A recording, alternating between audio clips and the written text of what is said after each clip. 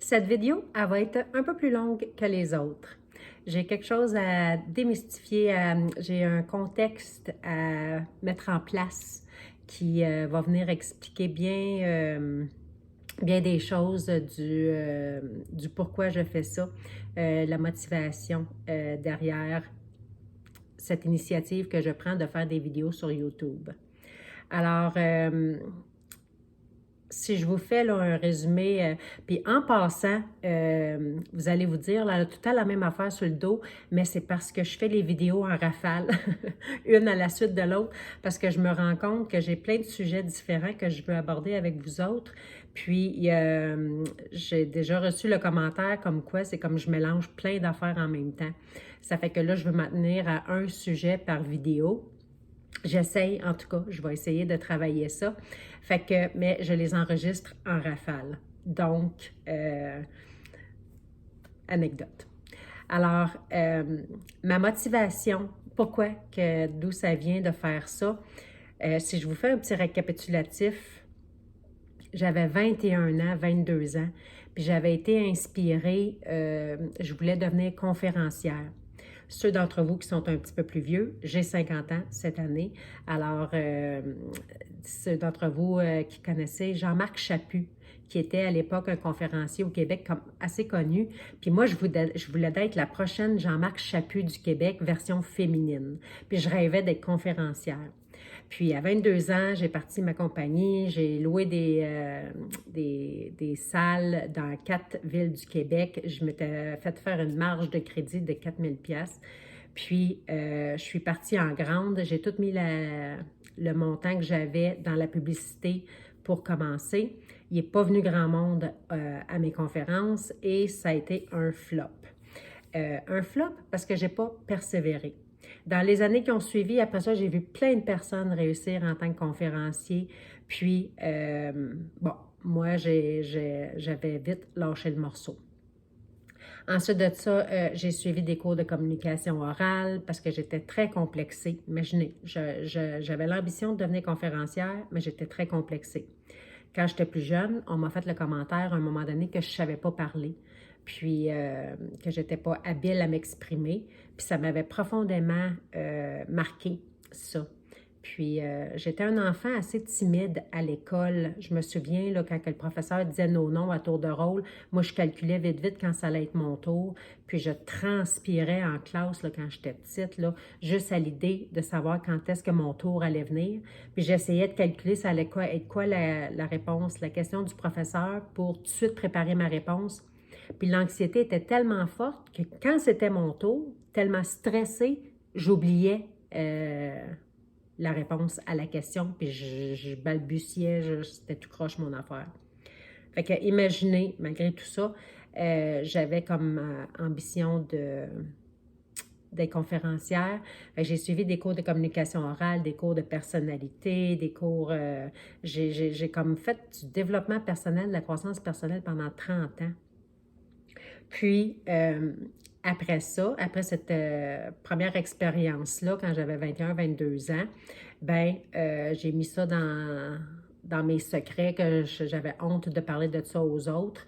Puis, après ça, l'envie me revenait régulièrement de me lancer comme conférencière. Puis, bon, là, j'avais toute une excuse. Les enfants étaient trop jeunes. Moi-même, je me jugeais trop jeune. Franchement, quel vécu que j'ai, moi, à mon âge, qu'est-ce que je connais de la vie.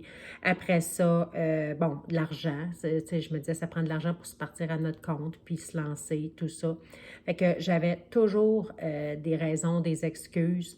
Puis, je me disais aussi, il faut que je règle mes problèmes avant d'être digne de parler aux autres. Puis, fait que j'avais tout le temps des problèmes personnels, j'avais tout le temps des situations où ma vie n'était jamais parfaite, fait que je me donnais pas le droit. Puis des fois, c'était plus fort que moi. En 2004, c'est revenu, ça, cette pulsion-là de vraiment vouloir donner des conférences, puis m'exprimer publiquement. Et j'avais quitté mon emploi, puis j'avais dit que je commençais ça. Puis en 2005, j'ai découvert le coaching de vie. J'ai été suivre une formation de coaching. Puis après ça, ça a été récurrent dans ma vie, dans mes emplois, j'avais l'impulsion, l'idée, la volonté.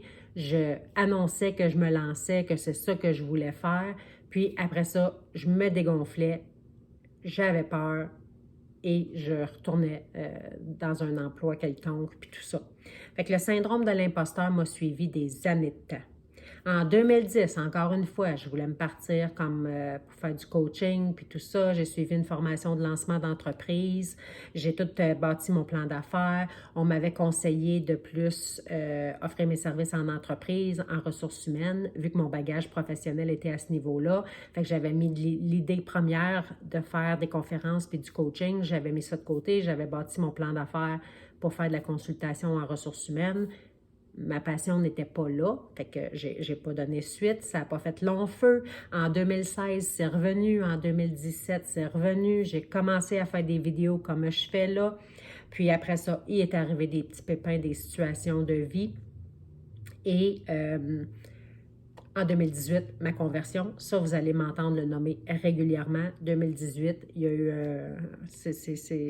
tout a changé à partir de là, mais en 2020, encore, là, le Seigneur est venu me mettre dans mon cœur vraiment de faire des vidéos, puis de partager ma passion sur Dieu, sur ce que je découvre de Jésus, sur la Bible. J'ai commencé quelques vidéos. Ça, c'est en 2020, la chaîne À petits pas avec Jésus. Puis, dans les quelques premières vidéos que j'avais faites, il y a 2 personnes bien intentionnées qui m'ont fait des commentaires constructifs pour m'aider. Entre autres, de faire attention quand je cite la Bible, quand je dis des versets de la Bible ou des choses, de faire attention, de m'assurer que je ne me trompe pas, puis tout ça. Puis, j'avais, entre autres, dans une des vidéos, j'avais dit que on dit que la Bible est vraie d'un bout à l'autre. Puis là, j'avais porté un commentaire sur l'histoire de Jonas, que là, celle-là était difficile à avaler pour moi. Difficile à avaler, beau jeu de mots. Mais l'histoire de Jonas, bon, je disais à l'époque que je la croyais plus ou moins celle-là, mais que la Bible, dans son ensemble, est censée être un livre vrai qu'on dit. Puis, c'est ça, il y a 2 personnes qui m'avaient porté des commentaires là-dessus, constructifs pour m'aider. Puis, je les avais vraiment pris personnels. Encore là, c'est venu réveiller le syndrome de l'imposteur en moi, puis j'ai tout arrêté. Je pense que j'ai fait 12 vidéos à l'époque, puis j'ai tout arrêté à ce moment-là. Tellement que c'était venu me chercher, puis là, je me disais, oh mon Dieu, Seigneur, si j'utilise pas, si je me trompe, si je fais pas ça comme faux, blablabla. L'année passée, en 2021, je travaillais, puis je suis tombée sur un article de journal. Je me souviens plus à quel endroit exactement, là. Un phénomène qui s'est produit à quelque part, puis il y a un homme qui a été avalé par une baleine, puis que la baleine, elle l'a recraché, puis il n'est pas mort. Puis là, moi, ça me faisait penser à l'histoire de Jonas, puis je me disais, Fait que je suis allée faire une petite recherche, j'ai imprimé l'article, je mettrai le lien, vers quelques-uns de ces articles-là que j'avais retracés, puis je les ai imprimés, puis j'ai mis ça avec toute ma petite documentation sur la Bible au fur et à mesure que je découvre les histoires de la Bible. Puis là, je me disais, quand que j'avais fait la vidéo, puis tu sais, je n'étais pas sûre pour l'histoire de Jonas, si ça avait pu vraiment arriver, ça. Puis là, qu'on soit en 2021, qu'il arrive un incident à quelque part dans le monde avec un homme qui s'est littéralement fait avaler par un gros poisson, une baleine, puis qui s'est fait cracher par la baleine, puis qui n'est pas mort, j'en revenais pas. Fait que là, c'était comme si le Seigneur me faisait un beau clin d'œil, puis me dire, OK Seigneur, ta parole est vraie d'un bout à l'autre. Effectivement, je dois le croire. Je choisis de le croire.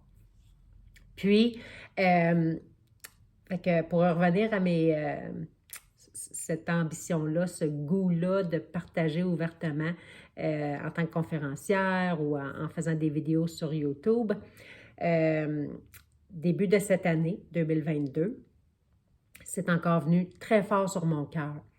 Puis, je le savais, je le sais en dedans que c'est mon appel. Puis, j'ai quitté mon emploi. j'ai quitté mon emploi, puis je fais confiance au Seigneur, j'avance par la foi euh, dans cette direction-là, comme je me sens guidée, appelée. Puis, dernièrement, je planifiais pour me lancer et commencer. Puis, il m'était arrivé là, dans les quelques dernières semaines, là, ça ne se décrit pas, le combat spirituel, les pensées négatives, les pensées défaitistes, encore là, syndrome de l'imposteur. Puis là, je me sens vraiment comme Jonas, dans l'histoire de Jonas. Quand ton appel est clair, ça fait 28 ans que ça refait surface en moi, puis que c'est très, très, très clair ce que j'ai à faire, ce que j'ai à accomplir. Et là, je me décide, je me prépare, je suis décidée, je suis motivée, je veux me lancer. Puis, la chienne me pogne encore une fois. Syndrome de l'imposteur vient me visiter encore une fois. Puis là, toutes ces pensées-là, là, tu sais, le découragement, puis avant, j'étais trop jeune. Avant, les enfants étaient trop jeunes. Avant, j'avais pas d'argent. Puis là, je m'en viens tranquillement, pas vite, trop vieille. Franchement, qui que ça va intéresser de suivre une femme de 50 ans sur ses réseaux sociaux, sur YouTube, tu sais, franchement. Fait que toutes ces pensées-là défaitistes, là, je vous le dis, dans les derniers jours, dans les dernières semaines, là je voulais tout abandonner. Puis j'avais même pas lancé la première vidéo encore. Ça fait que... Puis, c'est en écoutant une vidéo d'une autre personne qui... je suis en train de me rafraîchir, je suis en train de suivre un cours, rafraîchir mes connaissances en coaching de vie, mais en coaching de vie chrétien maintenant. Alors, à partir de juin, juillet, je vais recommencer à offrir mes services comme coach de vie chrétienne. Puis, je suis en train de suivre un cours pour me rafraîchir à ce niveau-là, justement. Puis, la professeure a publié une vidéo dernièrement, puis elle expliquait, quand elle s'est lancée, les combats qu'elle a vécus au niveau de ses pensées, au niveau de... Encore là, pour les non-chrétiens, éventuellement, je ferai une vidéo là-dessus, là, le combat spirituel. Le combat spirituel qu'on peut vivre au niveau de nos pensées, au niveau de nos émotions. Ça va être une autre vidéo, je vais y revenir. Fait que bref, faire une histoire courte, j'ai véritablement vécu l'histoire de Jonas dernièrement. Moi puis Jonas, finalement, on se ressemble plus que je pense. Puis aujourd'hui, je peux vous dire que j'y crois. De se sentir avalé par une situation, que ce soit un défi, que ce soit une épreuve, de vraiment se sentir dans la noirceur, de se sentir étouffé, écrasé, puis de ne plus vouloir aller de l'avant, de ne plus vouloir accomplir quelque chose qu'on avait en tête, qui nous tenait à cœur. Et c'est vraiment par l'entremise d'une autre personne qui, elle a partagé sa situation, puis comment est-ce qu'elle a passé au travers, puis que je me suis vraiment retrouvée là-dedans, puis je me suis dit, hey, ça ressemble à moi, ça. Fait que tout ça pour dire que, je vous invite à aller lire l'histoire de Jonas. C'est un des livres de la Bible qui est très court, en plus. Fait que ça ne prendra pas grand temps. Je vous invite à aller prendre connaissance, ça peut être sur votre téléphone. L'application YouVersion, YouBible, est super intéressante dans toutes les langues. Il y a l'audio qui est disponible aussi. Ça peut être en mode écoute audio. Si vous allez sur YouTube, il y a des vidéos où il y a la lecture. Il y a des films sur Jonas aussi. Vous pouvez l'avoir de cette façon-là. Ou la bonne Bible papier qu'on peut sortir puis la lire aussi. Fait que voilà. Aujourd'hui, ce que j'avais le goût de vous partager, c'est vraiment qu'il y a un contexte particulier derrière le lancement des vidéos. Ça a été un combat pour moi de me décider, de me relancer, parce que comme vous l'apprenez aujourd'hui, si vous ne le saviez pas, c'est pas la première fois que cette envie-là, que ce projet-là me vient à cœur. Mais là, j'y vais par la foi. Que ça marche pas, que ça, peu importe le résultat, le Seigneur me l'a mis à cœur, il ne me fera pas honte, puis je ne veux pas lui faire honte. J'exprime juste ce que j'ai sur le cœur, comment est-ce qu'il a changé ma vie. J'ai tellement d'histoires, d'anecdotes, de Dieu silence à vous raconter. Puis j'ai plein de choses que je veux vous partager, une vidéo à la fois. Merci.